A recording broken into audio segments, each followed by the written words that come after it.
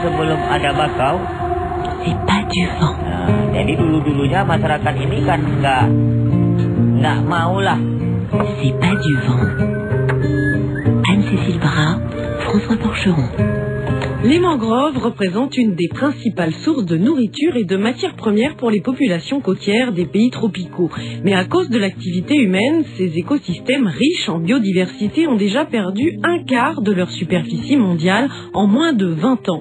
L'Indonésie, qui abrite l'une des plus vastes superficies de mangroves du monde, n'échappe pas à ce phénomène qui n'est pas une fatalité. Nous partons sur l'île de Sumatra où les ONG Planète Urgence et Yagasu mènent un programme de reboisement. C'est un reportage de Vincent Souriau. C'est pas du vent, le magazine de l'environnement sur RFI.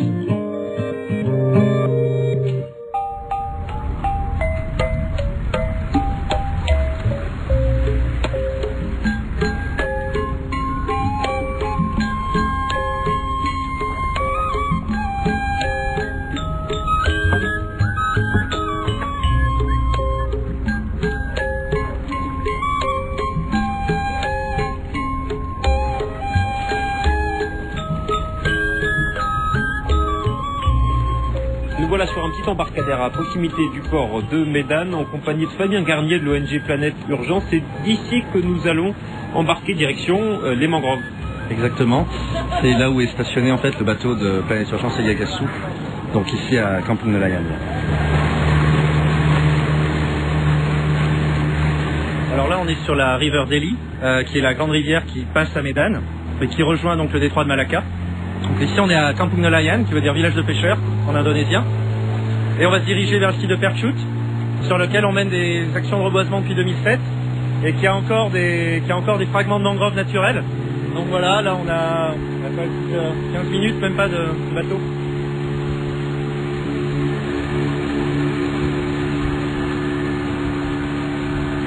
Donc là voilà, on est dans la mangrove, avec ici principalement des Soneratia, des Avicennia. Ce sont des essences de mangrove typiques, sont très locales à la zone. Dans un écosystème de mangrove comme ça, les arbres sont à la base de tout le cycle nutritif. Parce que les feuilles vont tomber dans l'eau, vont se décomposer, sous l'effet notamment de bactéries. Ces bactéries vont fournir en fait une nourriture au plancton, phytoplancton, zooplancton, qui eux-mêmes vont servir de nourriture aux poissons et aux crevettes et aux crabes, qui eux-mêmes vont servir de nourriture aux populations locales, aux singes, on a des singes qui mangent des crabes, des macaques crabiers, et également à tous les oiseaux. Et là on voit bien sur la ligne, là où les racines retiennent bien le sol, là où il n'y a pas de racines, le sol s'est complètement effondré. Et ça c'est vraiment toute la lutte contre l'érosion.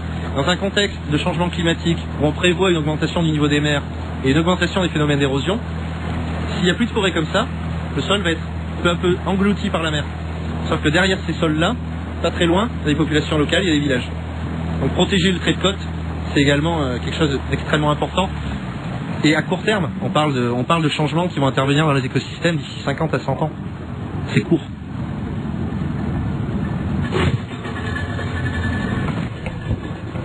Donc là on est sur un super pont en bois qui nous amène vers où?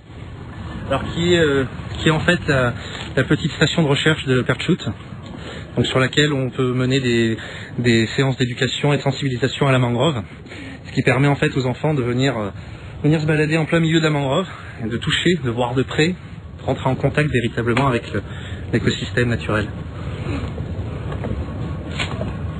Là, on est face à un gigantesque Avicennia, tu vois, qui fait à peu près 15 mètres, là, ce grand là. Normalement, une mangrove en bon état, voilà, ça devrait être avec des arbres principalement comme ça. Avicennia alba. On le voit bien, elle a été un peu dégradée, hein. Il y a des arbres qui ont été coupés, des arbres qui sont morts, mais voilà à quoi ressemble une mangrove en relatif bon état. Déjà, c'est encore un bon état écologique ici. Donc c'est avec des arbres assez grands. Relativement grands, très denses, beaucoup d'arbres au mètre carré, en réalité, on voit bien. Différents étages, hein, il y a grands arbres, il y a aussi des arbres qui sont assez petits, en stade intermédiaire. Assez peu finalement d'arbustes et de végétation de sous-bois, en fait. Ce qu'on voit là, c'est principalement des arbres qui sont en train de pousser. Hein, ils se poussent aussi au niveau des petites clairières. Là, on peut voir ces grands monticules de boue, en fait, c'est pas du tout lié aux marées uniquement. C'est qu'on voit, c'est tout un habitat pour des crabes. C'est un peu comme un immeuble. Il y a des crabes, il y a des langoustes qui vivent à l'intérieur. On voit bien les trous qui sont des terriers. Donc les crabes vivent à l'intérieur, creusent leur nid et leurs trous, système de galerie, qui vont servir à aérer les sols en même temps. Donc si on aère les sols, ça veut dire que ça va pouvoir laisser la végétation prendre plus d'oxygène dans le sol et donc pousser. Les crabes, s'il y en a beaucoup, c'est un véritable indicateur de bon état des sols et de l'eau.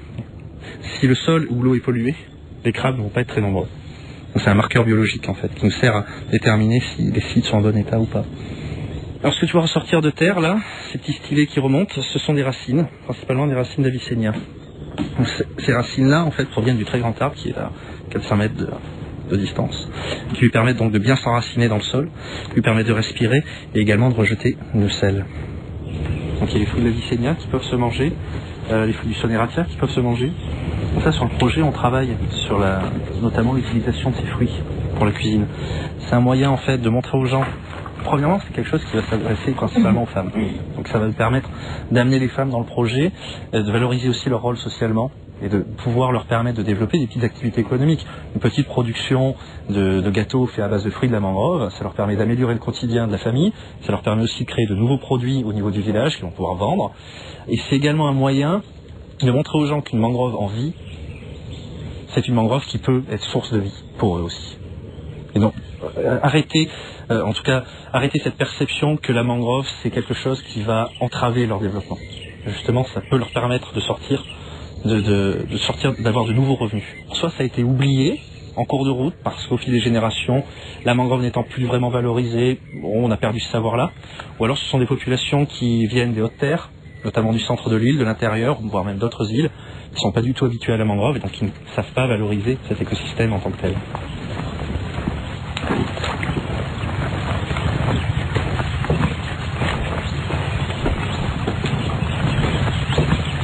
Les mangroves ont longtemps été considérées comme des terres qui n'apportaient rien, qui n'étaient pas valables, qui n'étaient pas utiles. Donc, souvent, les gouvernements locaux, les politiques publiques ont axé la conversion des forêts de mangroves en terres agricoles. Terres agricoles, cela peut être des bassins de pêche, ça peut être des zones de production de riz, production de palmiers à huile, ou également des zones d'installation pour les populations humaines.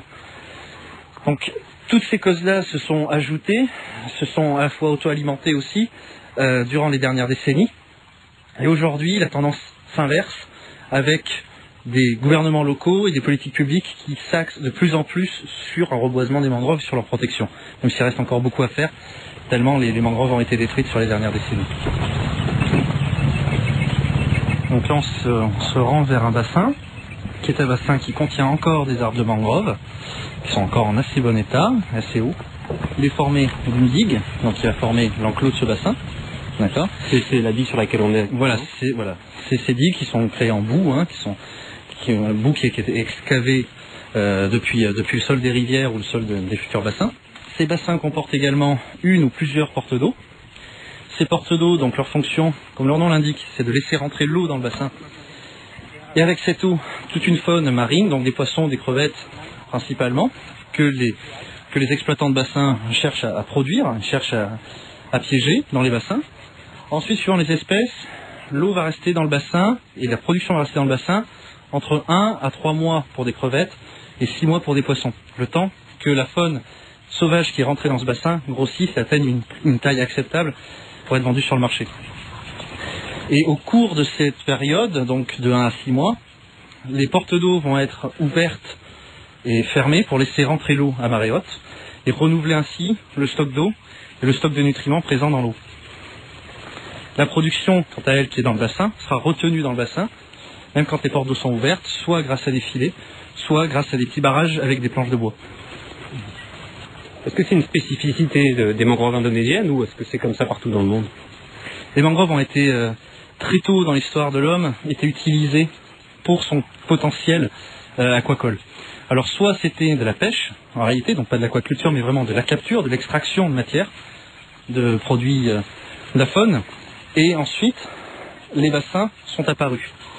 Le bassin traditionnel consiste généralement donc à monter ce système de digues, tout en gardant une partie de mangrove et une partie de forêt à l'intérieur, et d'utiliser ce bassin suivant les rythmes des marées. Puis plus tard, beaucoup plus tard, et ce, principalement entre les années 70, 80, 90, au XXe siècle, est apparue ce qu'on appelle l'aquaculture intensive, où l'aquaculture intensive ne fonctionne plus sur le rythme des marées, ni même avec la présence des mangroves. Elle reposait essentiellement sur une très forte densité de poissons ou de crevettes à l'intérieur du bassin, et l'usage intensif d'intrants. Ça pouvait être donc des compléments alimentaires, ça pouvait être des stabilisateurs de pH pour l'eau et les sols, et également des médicaments et des antibiotiques pour les productions, pour éviter toute maladie. Donc des sortes d'engrais pour faire augmenter le volume de production. Augmenter le volume de production, avoir un volume de production très dense, très important, à très court terme. Le problème de ce genre de fonctionnement et de raisonnement est qu'il ne raisonne absolument que sur le court terme. Et donc au bout de 3 à 5 ans très généralement, le bassin devenait improductif car trop pollué. Ce qui là a poussé encore à déforester plus loin, à déboiser plus loin pour créer de nouveaux bassins. C'est là aussi que notre projet de reboiser à l'intérieur des bassins et de créer un modèle d'aquaculture durable, c'est-à-dire que lorsqu'un bassin est utilisé durablement, qu'il contient de la mangrove et que les populations locales l'utilisent de manière durable, ce bassin restera en fonction longtemps et il ne sera pas nécessaire de créer sans cesse de nouveaux bassins.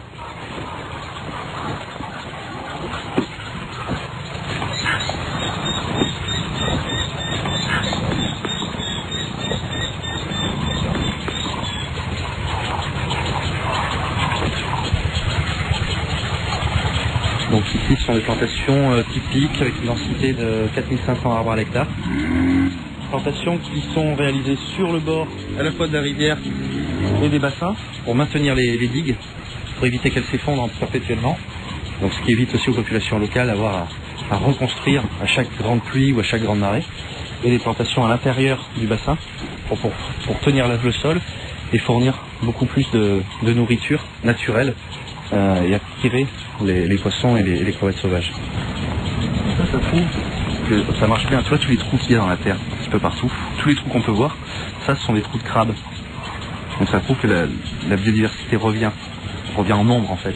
Avant il n'y avait pas autant de crabes avant la plantation. Si les crabes viennent, ce sont quand même des bioindicateurs de pollution, qui sont aussi des bioindicateurs qui montrent que l'écosystème reprend vie. Ça veut dire qu'également on a des périophthalmes qui reviennent aussi. C'est-à-dire que l'écosystème déjà est en train de se reconstruire, notamment en termes de biodiversité marine, et ce en 1 an environ.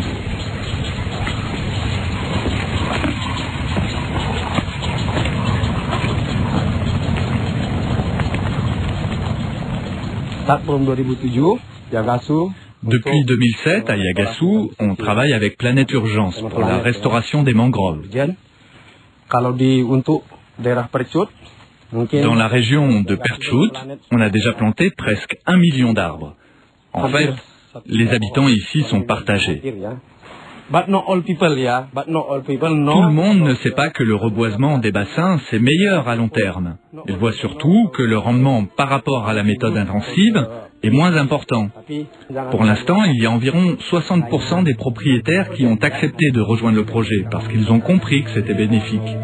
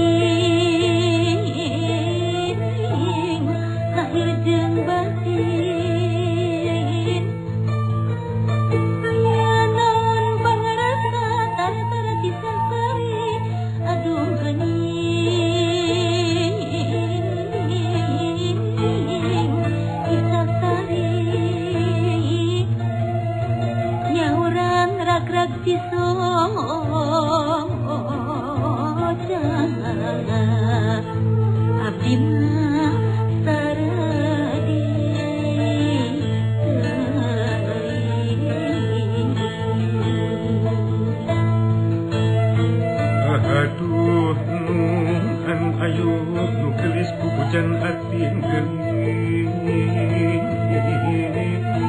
gelis pupujan hati akan tangtu ngababatang samimih akan tinasti aduh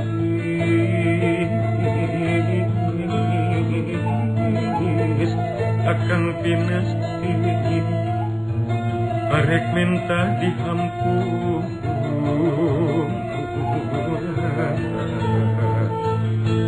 lahir mekani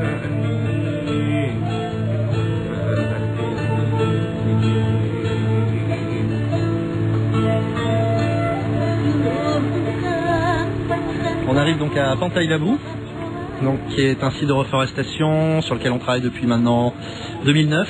On a reboisé à peu près 5 km de côte, principalement pour lutter contre l'érosion, pour lutter également contre la hausse des niveaux des mers qui est prévue, et qui permet à la fois donc de protéger les habitations qui sont juste derrière une fine frange qui fait à peu près 5 à 10 mètres de mangroves naturelles. Donc c'est un village assez pauvre, hein, avec des familles qui sont parmi les plus défavorisées, avec un État indonésien qui investit très peu dans la zone. Les plantations qu'on a réalisées donc permettent de lutter pour la protection du trait de côte, contre l'érosion, permet également de faire revenir beaucoup d'oiseaux migrateurs, comme on peut les voir ici, beaucoup d'aigrettes et des chassiers. Et vu que les mangroves jouent un grand rôle de nurserie pour toutes les espèces côtières marines, ça permet également aux pêcheurs du village, de pouvoir s'approvisionner un peu mieux. Le reboisement, donc c'est pas vous qui le faites, ce sont des villageois? Exactement, en fait. Nous mettons en place des pépinières qui sont gérées et dans lesquelles travaillent des personnels locaux qui sont payés par le projet également, suivant leur quantité de travail. Et également les plantations. Les plantations sont faites par des groupes de planteurs qui sont issus du village, qui sont généralement des personnes qui soit sont en période de sous-activité, soit en période de chômage, ou alors des personnes, des jeunes qui n'ont pas encore de travail, et donc ce qui leur permet de constituer un revenu complémentaire.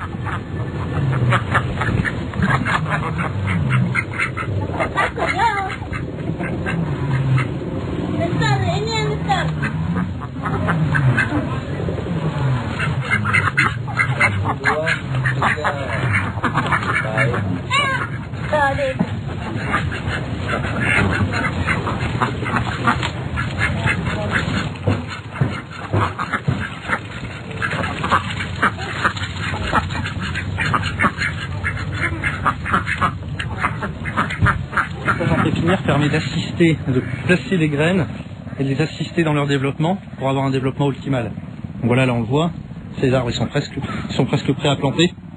Là, ils sont tous d'une bonne tenue, en très forte densité, pour bien qu'ils se protègent les uns les autres. Donc là on a peut-être 500 000 propagules ici, sur cette pépinière. On appelle des propagules. C'est la graine. C'est la graine des rhizophora. Avec les rhizophora qui font des graines aussi grandes comme ça. Ça c'est un rhizophora mucronata, ça c'est un rhizophora apiculata. Donc la particularité de ces propagules, c'est qu'en fait les arbres de mangrove sont vivipares, en tout cas les rhizophora sont vivipares, ce qui veut dire qu'en fait ces grands fruits se développent sur l'arbre mère. Et une fois qu'ils sont atteints maturité pour pouvoir germer, ils se détachent de l'arbre mère, tombent sur le sol, sont ensuite emportés par les marées plus ou moins loin, et une fois qu'ils trouvent un endroit pour pouvoir s'établir, ils se redressent progressivement, forment un arbre. Dans les nurseries, dans les pépinières, ce sont principalement des femmes qui travaillent, ce qui leur permet d'avoir une activité économique complémentaire. Et ça leur rapporte combien cette activité? Difficile à évaluer en réalité en termes de temps passé. Tout dépend du volume qui va être à planter, du temps de travail nécessaire, etc. Donc c'est assez difficile à évaluer comme cela. Après, tout dépend également du nombre de personnes qui vont travailler. C'est-à-dire que le travail en pépinière, ces femmes généralement ont déjà un travail à côté. Donc c'est une activité complémentaire qu'elles viennent réaliser si elles ont le temps. Si elles n'ont pas le temps, elles vont être remplacées par une autre personne. Bref, le management est très local. Donc c'est vraiment suivant les besoins à la fois de la plantation et les disponibilités des personnes. On n'oblige personne à venir travailler. S'il y a personne qui est libre à ce moment-là de l'année, on ne plantera pas. C'est tout. Le but est vraiment d'apporter quelque chose en plus aux populations, pas de les détourner de leurs activités traditionnelles ou quotidiennes. les familles ont l'habitude de s'entraider, de vivre très proches les unes des autres, de travailler ensemble, que ce soit pour la pêche, que ce soit pour l'agriculture. Donc après, quand c'est des activités collectives comme ça, il n'y a pas vraiment de soucis. Et on a également un stakeholder village, un représentant dans le village, Pauchok, qui est extrêmement efficace et qui aime vraiment la mangrove. C'est quelqu'un qui connaissait pas la mangrove plus que ça il y a quelques années, qui est rentré dans le projet et qui est parti en 2 ans planter 200 000 arbres, et maintenant voilà, il gère sa pépinière, il aime ça, et il aime le partager avec à la fois les populations, mais aussi toutes les personnes qui viennent sur Pantai Labu. Il est toujours content d'expliquer son travail. Dans le temps, quand il n'y avait pas de mangrove, il n'y avait pas de crabes non plus. À peine 1 kilo par jour. Aujourd'hui, on arrive à ramasser jusqu'à 5 kilos par jour. Il y en a de plus en plus. Et bien sûr, les gens du village sont contents, puisqu'ils gagnent plus. Avant, ils n'en voulaient pas. Quand j'ai monté cette coopérative en 2006, les gens me disaient « Ah non, ça ne rapporte pas les mangroves ». Et maintenant, ils se battent pour y rentrer. Ils font plein de bénéfices.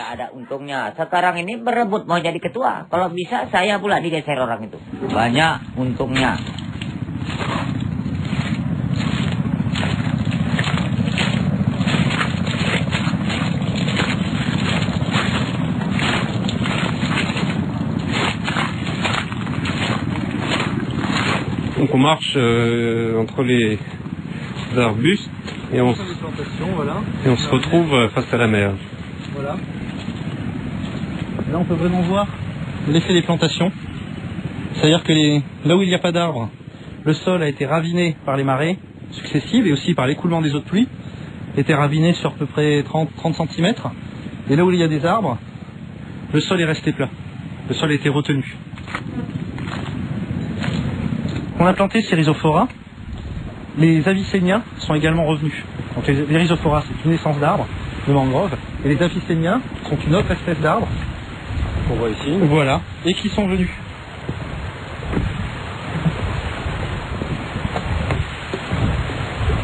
Donc là, on est au bord de la mer et il y en a sur presque toute la bande de plage. Il y a 5 km de reboisement le long de la côte. 5 km d'un seul tenant. Sur une largeur d'à peu près 40 à 50 mètres sur les endroits. Donc une zone qui était avant dépourvue de mangroves. Ou alors il en restait très peu. Soit parce que les populations avaient déjà beaucoup coupé, soit parce que du fait de l'érosion, les arbres avaient été entraînés vers le large. Ce que disait Pauchok tout à l'heure, c'est qu'il y a à peu près 20-30 ans, là entre l'endroit où est le village actuellement et le début de la mer, il y avait à peu près 2 km. Aujourd'hui ça s'est réduit à 200-300 mètres maximum. Du fait de l'érosion. Je crois qu'en un an et demi, les Avicennia ont grandi à peu près 3-4 mètres. Ils sont revenus naturellement. On voit bien aussi que le sol, il est stabilisé par rapport là où il n'y a pas d'arbres. On voit clairement là où il y a des racines. Le système racinaire a commencé de revenir. Parce qu'avant tout ça, c'était une vaste vasière. Donc il n'y avait aucun arbre, c'était juste de la boue à perte de vue. Donc on a reboisé. Parce qu'il fallait protéger à la fois ce parc, mais aussi toutes les habitations qu'il y a derrière, toutes les infrastructures, les terres agricoles. Il faut savoir que quand l'eau de mer rentre par exemple sur une rivière, ça va saliniser tout le sol, et donc ils vont perdre la récolte. Il y a de fortes chances qu'ils perdent la récolte. Donc il faut protéger à la fois les habitations, mais aussi les terres agricoles. C'est pour ça qu'on a planté une bande à peu près de 40 à 50 mètres de large entre la terre et la mer, pour faire une zone tampon. Ce qui a permis donc de stabiliser le sol, également de faire revenir tous les crabes, c'est ce qu'expliquait Pauchok tout à l'heure. Avant, on pêchait à peu près 1 à 2 kg de crabes par jour, on pêche à pied dans les vasières. Aujourd'hui, on pêche entre 5 et 8 kg. Ça après 2-3 ans seulement. Donc c'est quand même, l'écosystème recouvre très rapidement ses grands équilibres et sa productivité en termes de biodiversité.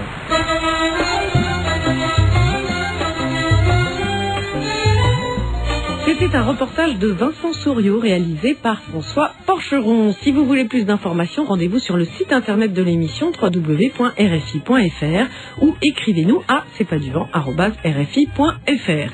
Demain, nous parlerons des formations au métier du développement durable à l'occasion du colloque sur ce thème organisé cette semaine à Ouagadougou par l'Association pour le développement de l'éducation en Afrique. D'ici là, prenez soin de vous et à demain, même planète, même heure. Oleh para remaja, ku dengar lagu kasih oleh para remaja, memecah kesunyian malam dingin yang mencekam, memecah kesunyian malam dingin yang mencekam. Setelah aku melihat, ku jadi